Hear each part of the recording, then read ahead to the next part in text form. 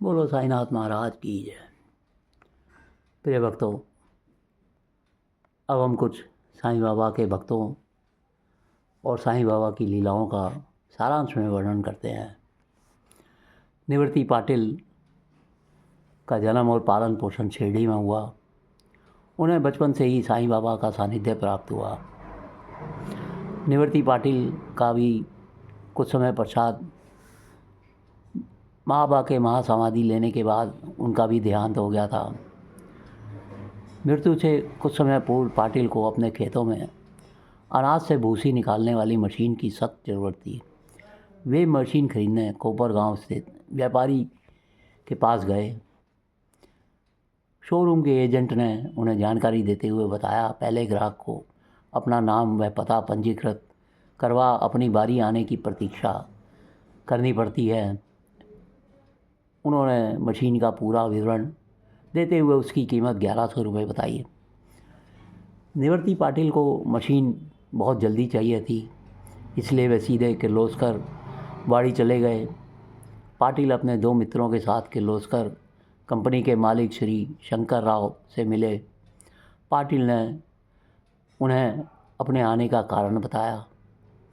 किर्लोस्कर ने स्टॉक में मशीन उपलब्ध न होने की अपनी असमर्थता बताई और उन्हें कुछ समय पश्चात आने के लिए कहा। सभी संग्रह और पूर्ति विभाग के प्रभारी कुलकर्णी वहाँ पे आ गए। वे पाटिल को पहचान गए क्योंकि वे शिरडी गए थे। पाटिल ने कुलकर्णी को झूठ बोला। मुझे पूर्ण विश्वास था कि मुझे मशीन निश्चित ही मिलेगी, क्योंकि मैंने बाबा के समक्ष एक पर्ची डाली थी जिसमें उत्तर लिखा था कि मुझे मशीन अवश्य मिलेगी। कुलकर्णी को ने सारी परिस्थिति को देखते हुए अपने मालिक से मशीन का इंतजाम करने की गुहार की। किर्लोस्कर ने भी हाँ में उत्तर देते हुए कहा, ठीक है, आप ही इस विभाग के अध्यक्ष हैं, जैसा उचित समझें वैसा ही आप करें। इस वार्तालाप के दौरान हैदराबाद से तार आया जिसमें 63 मशीनों की बजाय 61 मशीनों की मांग की गई थी। पाटिल ने उसी समय 2 मशीनें खरीद ली। उन्हें प्रत्येक मशीन पर 500 रुपये की छूट भी मिली। बाबा का धन्यवाद करते हुए वे खुशी खुशी शिरडी आ गए। शिरडी में उन्होंने सभी को इस घटना के विषय में बताया और कहा, मैंने झूठ बोलने पर भी बाबा ने मेरी सहायता की।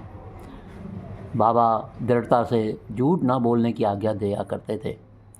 बाबा ने बापू चंदोरकर को कहा था, अपने माता पिता की बात सुनो, वह आज्ञा मानो, सदा सत्य और केवल सत्य ही बोलो। एक बार दीक्षित ने बाबा से इस संबंध में पूछा था, क्योंकि वे वकील थे और उन्हें अपने मुवक्किल को बचाने और केस जीतने के लिए सच को तोड़ मरोड़ कर पेश करना पड़ता था और झूठ बोलना पड़ता था। बाबा ने उन्हें बार बार सत्य बोलने की आज्ञा दी थी। दीक्षित को आभास हो गया था कि वकालत का पेशा उनके लिए उचित नहीं था, इसलिए उन्होंने वकालत छोड़ दी। बाबा पुरंदरे ने से हमेशा दक्षिणा में सत्य और ईमानदारी रूपी 2 सिक्के लिया करते थे। बाबा ने निवृत्ति के झूठ बोलने पर भी उन्हें मशीनें दिलवाई, क्योंकि वे एक किसान थे और उनके लिए समाज के लिए अन्न उत्पन्न करना बहुत आवश्यक था। अगर उन्हें सही समय पर मशीन नहीं मिल पाती तो फसल की कटाई आदि समय पर नहीं हो सकती थी, जिस कारण कई लोग भूखे रह जाते और फसल भी बेकार हो जाती।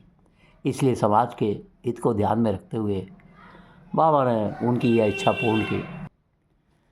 श्रीमती चंद्रबाई बोरकर के संबंध में बाबा ने कहा था, यह अपने पूर्व 7 जन्मों से मेरी बहन है और जहाँ भी मैं जाता हूँ यह मेरे साथ ही रहती है। एक बार चंद्रबाई पंढरपुर गई। वहाँ उन्हें कोकिला व्रत करने की प्रेरणा हुई। कोकिला कोयल नामक एक पक्षी है। व्रत में कई धार्मिक अनुष्ठान किए जाते हैं। अपनी प्रतिज्ञा पूर्ण करने हेतु वे श्रावण के महीने में कोपरगांव आकर रुकी। हिंदू पंचांग के अनुसार श्रावण मास जुलाई और अगस्त माह के बीच पड़ता है और इसे बहुत ही शुभ माना जाता है, जिसमें भक्त कई प्रकार के व्रत और पूजा पाठ इत्यादि करते हैं। प्रतिदिन सुबह शाम चंद्रबाई दत्त घाट की परिक्रमा कर गोदावरी में स्नान कर किया करती। एक दिन पूजन करते हुए उनके मन में बाबा का दर्शन करने की तीव्र इच्छा जागृत हुई। उन्हें पूर्ण विश्वास था कि बाबा उनके व्रत के अंतिम दिन उन्हें अवश्य दर्शन देंगे। गुरुवार को एक युवा फकीर उनके पास आकर उनसे भाकरी, गुड़ और लहसुन की चटनी मांगने लगा। वे बोली, इस पवित्र माह में हम लहसुन और प्याज खाने से परहेज करते हैं, इसलिए मैं आपको लहसुन की चटनी कैसे दे पाऊँगी, और मैं तो यहाँ व्रत पूर्ण करने आई हूँ। फ़कीर को भिक्षा के लिए मना करने पर चंद्रबाई को बहुत पछतावा हुआ, इसलिए मन शांत करने के लिए वे शिरडी चली आईं। वे श्रीमती जोग के साथ द्वारका में आईं। उन्हें देखते ही साईं बाबा बोले, इसने मुझे भाकरी, गुड़ और लहसुन की चटनी देने से मना कर दिया और अब यह यहाँ पर आ गई है। यह सुनकर चंद्रबाई को प्रमाण मिल गया कि उनके व्रत के अंतिम दिन साईं बाबा ने ही आकर उन्हें दर्शन दिया था। वे बहुत धीमे स्वर में बोली कि वे उन्हें भिक्षा देने ही आई हैं। श्रीमती जोग उन्हें सुन नहीं पाई और बोली, ये आपका दर्शन करने आई हैं। इस अवसर पर बाबा ने कहा था, यह अपने पूर्व 7 जन्मों से मेरी बहन है। एक बाबा के भक्त कोल्हापुर के रहने वाले थे। एक बार जब वे अपने रिश्तेदारों से मिलने मुंबई गए, तब वहाँ उनकी भतीजी ने इनसे इनके माथे पर लगी चोट के कारण और उस पर आए निशान के विषय में पूछा। तो भाई बोले, अरे यह निशान तो मुझे साईं बाबा से उपहार स्वरूप मिला है। जब मैं युवा था तब अपने दोस्तों के साथ शिरडी गया। मैंने सुना था कि बाबा अपने पाँव में घुंघरू बांधकर नृत्य करते थे, भक्तों से अधिक मात्रा में धन मांगते और लोगों पर चिल्लाया करते थे। मैं उन्हें अपमानित करने की इच्छा से वहाँ गया था। मैं देखना चाहता था कि वास्तव में उनमें कुछ दिव्य शक्तियाँ हैं या केवल वे एक जादूगर हैं। कष्टदायक और लंबी यात्रा पूर्ण कर वे शिरडी पहुंचकर द्वारका माई गए। उस समय वहाँ कुछ भक्तगण भजन गा रहे थे और अन्य वाद्य यंत्र बजा रहे थे। साईं बाबा भी आनंद लहर पर सवार होकर नृत्य करने लगे। खड़ताल खड़कने लगे, वीणा झंझित हो गई। मीठी मीठी तालियों से भक्त भजनों में साथ देने लगे। संगत सारी झूम रही थी। बाबा भी दोनों हाथ में मंजीरे लेकर ताल से ताल मिला रहे थे। भक्तगण अभंग गा रहे थे, जिसका मतलब था, आप ईश्वर को देख सकते हैं, ईश्वर का साक्षात दर्शन भी किया जा सकता है। जैसे ही वे लोग वहाँ जाकर बैठे, बाबा बोले, ये लोग मुझे अपमानित करने यहाँ पर आए हैं। और बाबा ने मंजीरे उन भाई की ओर फेंके। मंजीरे आकर उनके माथे से टकराए और माथे से खून बहने लगा, लेकिन बाबा ने उनकी ओर बिल्कुल भी ध्यान नहीं दिया और दोबारा से नाचने लगे। वहाँ उपस्थित भक्तों ने उनके जख्म पर ऊदी लगाई और खून रोकने के लिए उस स्थान पर जोर से दबाव डाला। तुरंत ही खून का बहाव रुक गया। फिर बाबा ने अपने सामने हम सब की जेबें खाली करवाई। हमारे सारे रुपए और पर्स लेने के बाद बाबा बोले, अब जो तुम यहाँ देखने आए थे वह सब देख लिया, अब तुम यहाँ से जा सकते हो। उस समय तक रात हो चुकी थी, चारों ओर गहन अंधेरा छा चुका था। उन्होंने कहा कि हम लोग भूखे, थके हुए और धनविहीन थे। बाबा ने वहाँ से जाने का आदेश दे दिया था, इसलिए हमारे पास वहाँ रुकने का कोई विकल्प नहीं था। इसलिए उन्होंने कोपर गांव की ओर चलना आरंभ कर दिया। सड़क पर रोशनी की व्यवस्था न होने के कारण चारों ओर गहन अंधेरा था।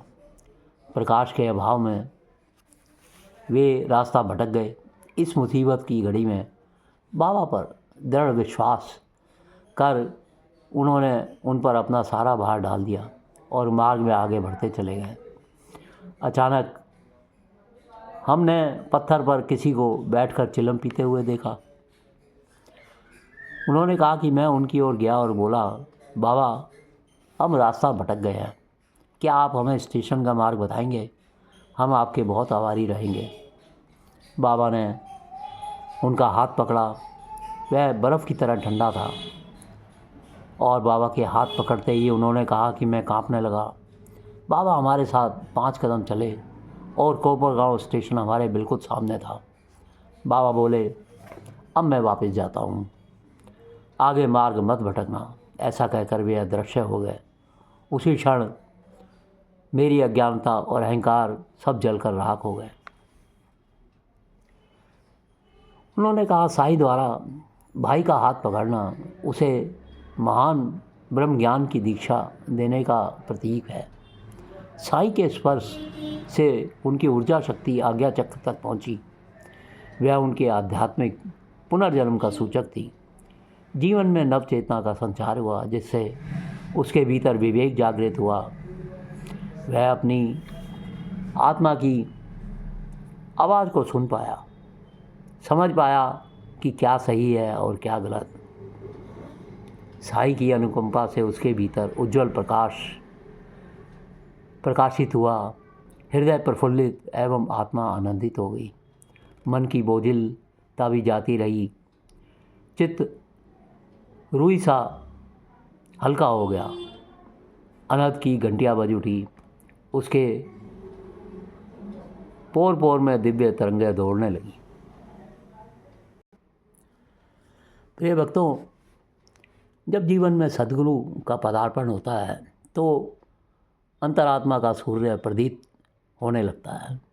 इस सूर्य के प्रभाववान प्रकाश में प्राण चेतना सक्रिय हो जाती है। उसी के प्रभाव से ऊर्जा शक्ति उदरगामी होती है। जीवन से बसंतराज समान इंद्रधनुषी छटा बिखर जाती है। सद्गुरु की सत्ता आसमान से भी ऊंची और सागर से भी गहरी होती है। जहाँ माया भक्तों को गिराने की भरसक कोशिश करती है, वहाँ गुरुदेव वर्षा करते हैं। वे अपने रहमो करम के खजाने को अपने भक्तों पर लुटाते हैं। साईं ने भाई पर जो आध्यात्मिक चोट मारी थी, उस चोट पर भाई ने भक्ति की मरहम लगा ली।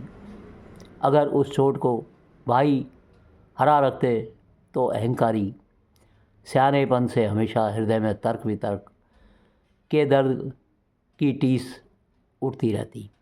साईं की दिव्य योजना से भाई ने शिरडी में हुए अपमान को अपने आत्मकल्याण की सीढ़ी बना लिया। वे साईं के शब्दों को गहराई से समझ चुके थे। जब वे स्टेशन पर खड़े थे तो उनके सामने प्रश्न था, वापसी टिकट और भोजन इत्यादि का। तभी उनके एक मित्र ने कहा, अरे देखो, मेरी जेब अचानक से भारी हो गई है, ज़रा देखूं इसमें क्या है। और महान आश्चर्य, उनके पर्स और उनमें रखे रुपए सब पहले की भांति भर गए। इसके पश्चात उन्होंने भरपेट भोजन किया और कुशलतापूर्वक घर पहुंच गए। बाबा द्वारा प्रसाद स्वरूप मिला चोट का निशान उन्हें जीवन पर्यंत आध्यात्म के पथ पर भटकने नहीं देगा। साईनाथ महाराज सच्चिदानंद नयन, यानी जो हमारे चित्त को सत्यता का बोध करा दें और फिर उसमें हमें आनंद की प्राप्ति हो, वो बाबा के चरणों में जाने से हमें हो जाती है। हमें अपने मूल स्वरूप में स्थित कर साईं हमारे चित्त को भटकने से रोकते हैं और सम परिस्थितियों में हमें आनंद की अपूर्वभूत प्राप्ति होती है। साईं को इसी कारण से सच्चिदानंद स्वरूप माना जाता है। सद्गुरु यानी वो व्यक्ति जो हमारे अंदर के अंधकार को हर लेता है और मन के अंदर उजाला भर देता है। गुरु मत ढूंढो, अपने आप को योग्य शिष्य साबित करने की अगर कोशिश करें तो गुरु अपने आप मिल जाएंगे। मुक्ति की उत्कंठा रखो, बस आपको सद्गुरु मिल जाएंगे और सद्गुरु क्या, स्वयं बाबा किसी न किसी रूप में आपके सामने आ जाएंगे, आपका मार्गदर्शन करेंगे, आपको अच्छाई और बुराई में फ़र्क बताएंगे और जीवन को आनंदित करेंगे। प्रिय भक्तों, बाबा के पावन उपदेशों और उनकी लीलाओं का हम इसी प्रकार सारांश में वर्णन करते रहेंगे। चैनल में रुचि आए तो सब्सक्राइब ज़रूर कीजिएगा, लाइक और शेयर कीजिए और हर पल साईं साईं करते रहें। वो बहुत दयालु हैं और बहुत कृपालु हैं और सब पे कृपा करते हैं। ओम साई राम, ओम साई राम।